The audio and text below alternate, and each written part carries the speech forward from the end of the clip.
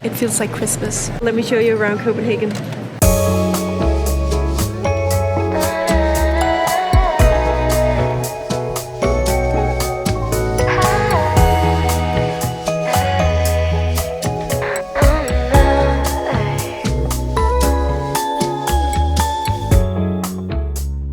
Hey guys, we're going to have a Danish Christmas treat, which is Æbleskiver and Gløgg. And after that, I'm going to show you a bunch of things to do in Copenhagen, such as my favorite place to shop Christmas ornaments, a Christmas market, and lastly, we're going to go ice skating. What I also want to show you is some Danish Christmas traditions, but we're going to do that tomorrow on Sunday, where we will decorate our apartment, we will share some Christmas traditions, and we'll round off the vlog with a Danish Christmas dish, which is kind of like a dessert, but you eat it as dinner throughout December.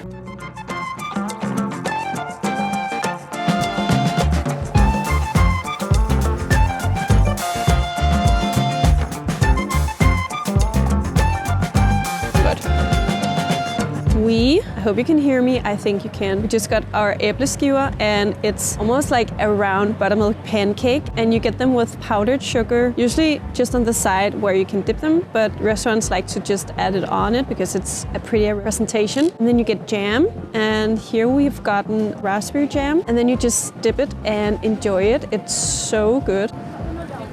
These are like whole wheat Æbleskiver, which we have never tried before. That's not traditional. Also with lemon zest and cardamom. Lemon zest is traditional to add in the dough, yes. So good. You can get it like all over town during Christmas. So definitely, if you come by them, please do get them. Also, whenever these come back in stock, they do like around October, November. In the supermarkets, you can buy them in like frozen bags. Jonas, he will buy like a whole bag and just eat a whole bag of Æbleskiver in one sitting. And there's like 18 to 25 Æbleskiver in one bag. A little bit smaller than that. Yeah, they're a little bit smaller than these, but that is just Jonas's go-to midnight snack during all Christmas time. So he's not very used to eating just like 4 Æbleskiver. You prefer 18. All right, so we just finished eating Æbleskiver at d'Angleterre, which for me is definitely my favorite part about Christmas. Before I explain where we're headed now, I just have to mention that d'Angleterre is not the most realistic place to go and do this. You can do it everywhere in Copenhagen. This is probably the most expensive place to do it. We paid about 160 kroner per portion of 4 Æbleskiver, which is just absurd, but they're probably also some of the best. But yeah, we only did it because I had a gift card to the place that I got from a work gift a while back. I think it was like 2 years old, the gift card. So we had to use it before it ran out. Now we're heading to Hay House. Reason being is because a couple of years ago, I gave Caroline an advent calendar gift where every weekend of Advent, she would get an ornament from hay. And these ornaments are kind of unique because they're not traditional, elegant ornaments. They're still very elegant in the look and beauty of them, but they're like shaped like funny vegetables and just random like things like hot dogs, burgers, chickens, and whatever, which you'll see in a moment. And it's become a tradition that every Christmas we buy one new ornament for the tree.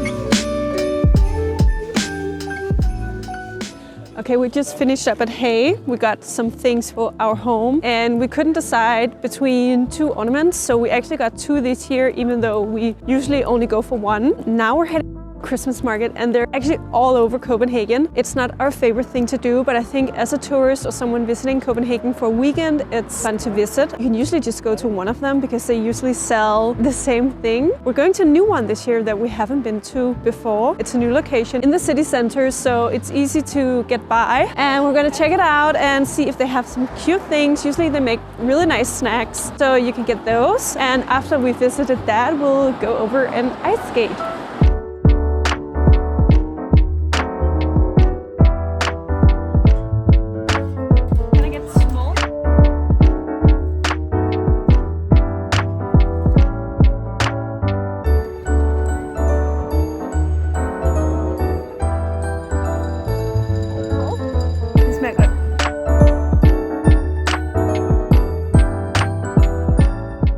So we just finished off at the Christmas market, and as expected, it's the same as it usually is, but it's still so lovely to go for a walk on the weekend and visit it every December. There's tons of them around the city, so just pick one. You don't need to go all of them. Now we're headed over to an ice skating ring. And again, there's tons of these around Copenhagen. There's at least 6 that I can think of. What's special about this one is that it's actually one of the oldest ice skating rings, and it's in Kongens Nytorv, which is in the middle of the city. It's been closed down for many years while they were constructing the Circle metro line in Copenhagen. And this year is the first time it's been open for, I think, more than 10 years. So we have to visit it this year, and it's definitely gonna be a throwback. Before we head over to the ice skating ring, I might just need to get some lunch.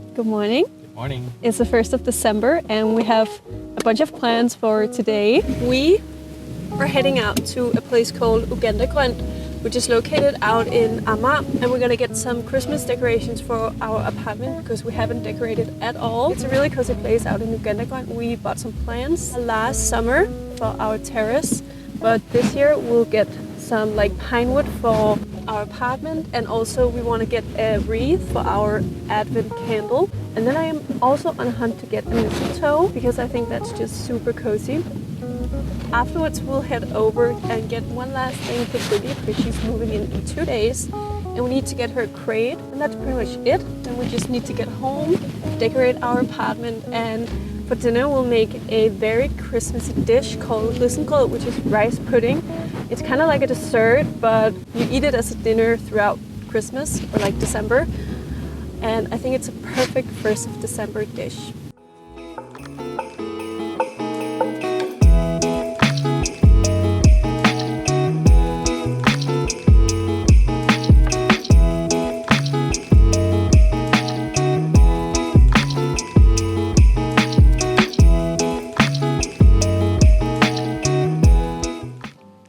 It's Monday. Jonas and I, we came home yesterday from Grød, where we got some like pine wood for decorating and some wreaths. But when we started to decorate the apartment for Christmas, we realized that the candle we got from Hay was without numbers, and that's like the whole point of the candle is that you burn it down to the date and there were no dates on it. So I returned it and I got a new candle today, and I also got some advent candles. So now we're trying to really get like our apartment into the Christmas spirit. We also want to get a Christmas tree, so we're not fully heavy into like decorating because it's going to take up so much space with the Christmas tree. But I wanted to show you what we have done so far. Keep in mind, I like nature-like decorations, so it's very low-key, minimal. And then all the like ornaments we put on our Christmas tree are very colorful and fun and weird because that's what Jonas likes. But we just haven't put that up yet. Here is our advent wreath with advent candles. And the purpose of this, I don't know if more countries are doing this tradition, but in Denmark you light one candle every Sunday of Advent in December. So next Sunday we will light this one, and the next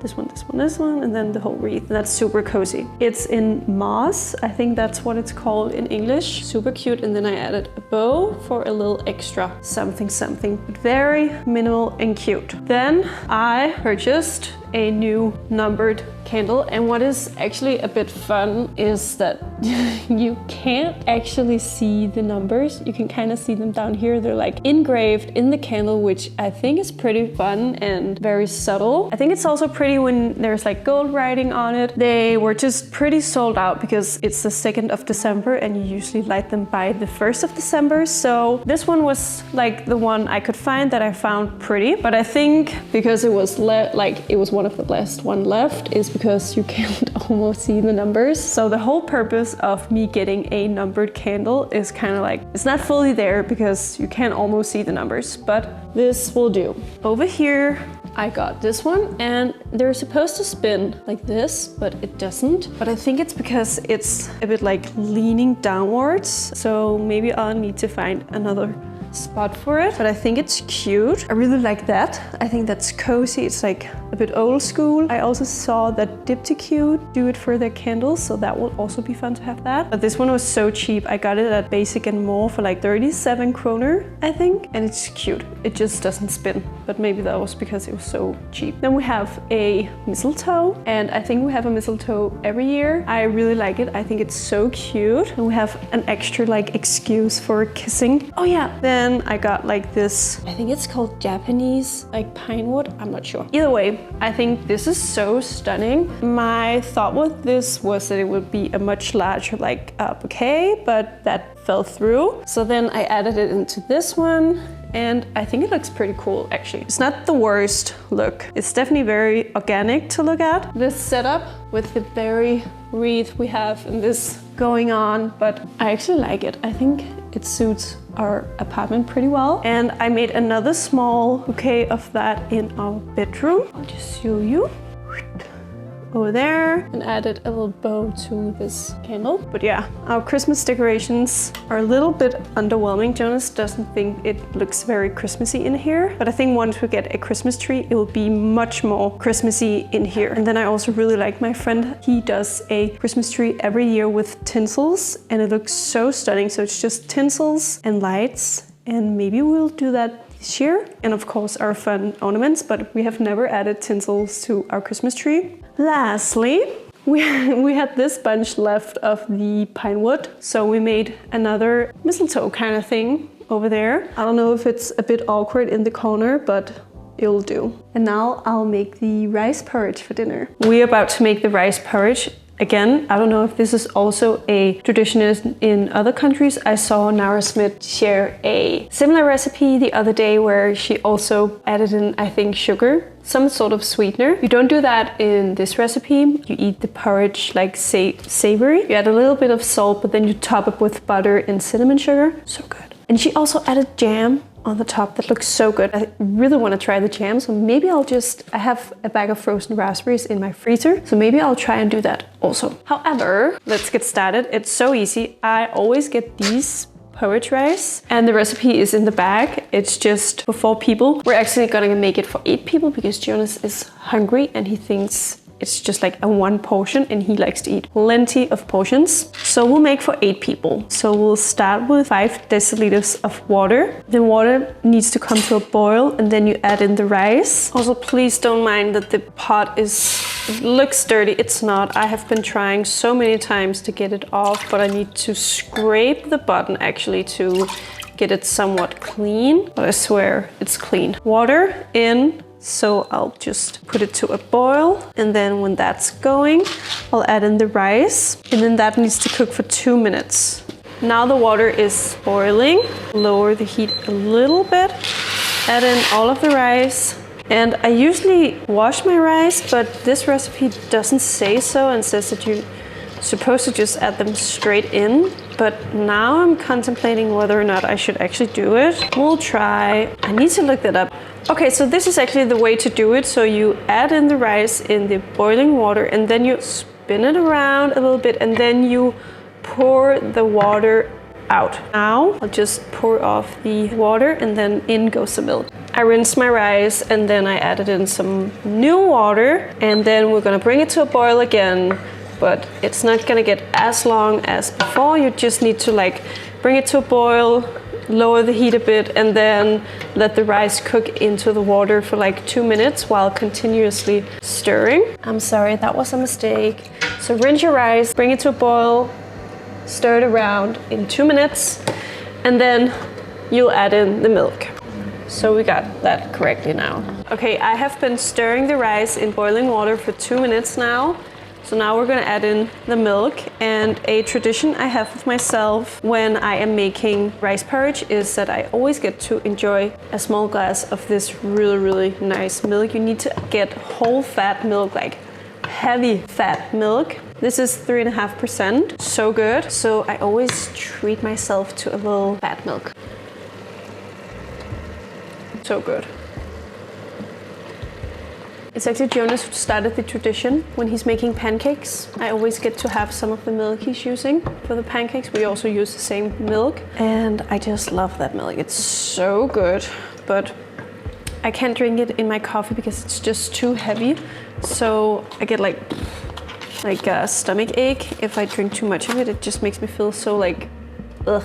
But just a little bit is really good. Otherwise, it has to be a really strong coffee, then I can do it. But I prefer it just like this. So good. Treat myself to a little bit more. And then you just stir and bring it to a boil. And you need to be consistent with the stirring right now because you don't want to burn the milk on the bottom of the pot, because then it just gets this really weird aftertaste. It's like this weird taste when something burns. It's like a bit of bitter, but like not really. It's this weird taste. And you don't want that for your rice porridge. So we'll just continuously stir. And then when it's boiling, we'll lower the heat to low and add a lid on top of it, and then we'll just let it have fun for an hour, I think, 45 minutes. But you will continuously like revisit and stir. And then in 45 minutes time, there should be dinner. The rice porridge is ready, so I am gonna serve it now. I also made a quick jam, you know the recipe. Otherwise, you can check out my meal prep vlog where I share my chia, raspberry, cinnamon jam. I'm not gonna add chia in right now because I just want to enjoy it on my rice porridge, but maybe I'll add chia seeds afterwards. But yeah, now dinner is ready. It's very firm, how we like it.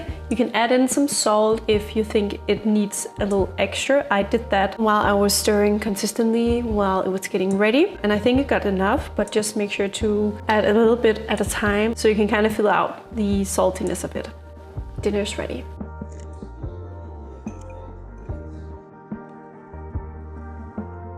Dinner is served. Jonas is tired. So this is what it looks like. We got the cinnamon sugar and some butter. And I will try it with the cinnamon raspberry jam as Snarresmith did it. That also looked really nice. But the first portion I will enjoy traditionally. But that was everything from this vlog. I hope you enjoyed it and can use some of our tips if you're visiting Copenhagen during Christmas. Make sure to like, comment, and subscribe, and I'll see you next time. Bye!